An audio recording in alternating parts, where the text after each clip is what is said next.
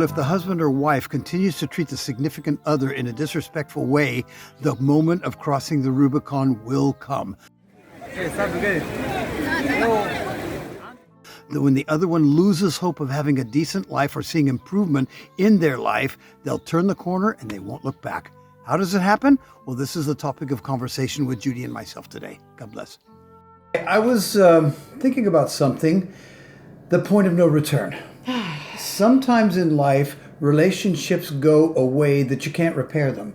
You can forgive the person, you can move on, you can maybe not let their behavior affect you, but you can no longer recuperate the relationship. I was just thinking of one time when there was a man who was being abusive to his wife, and I kept telling him, you better stop this, you better make a plan, because if she ever gets to a point where she turns the corner and loses respect for you, you'll lose her for good. And he goes, no, she'll always be mine. I said, I don't think so. Now, the inevitable did happen. He pushed her one straw too far, and she left and never looked back. The next time she saw him was in a divorce court. I can tell you of at least, off the top of my head, right now, 3 people that I know that pertains to.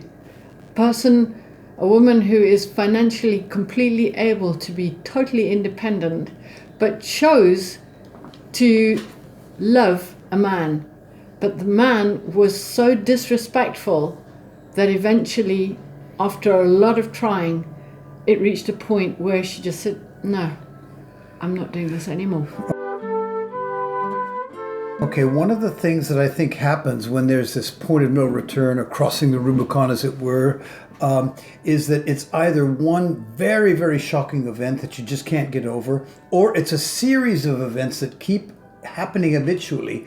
But there will still come a point where it's one step too far. Exactly. Anyone, even the most patient, even the most demure of persons, at a certain point, they will rebel. They'll say, no, I've had enough of this. And they will walk away. They won't even look back.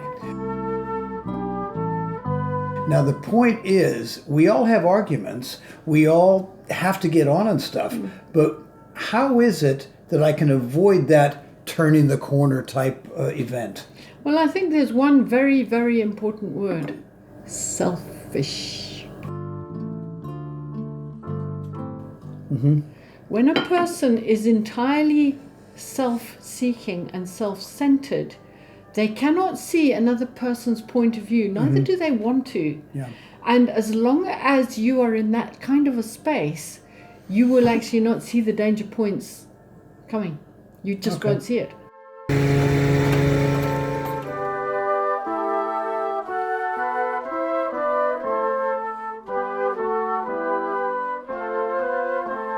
Well, that was a sobering conversation, but I believe it's one that we need to have with ourselves. Am I doing something with my wife that is continually negative and rubbing her up the wrong way? Now, if I'm asking that question, that means that there's still time to change it. If not, I could be reaching the point of no return. This concludes our series on the little foxes. I hope you've enjoyed it. Next week, we're going to begin chapter 15, which is a charming chapter called Courtship Never Ends. I hope to see you then. God bless and bye for now.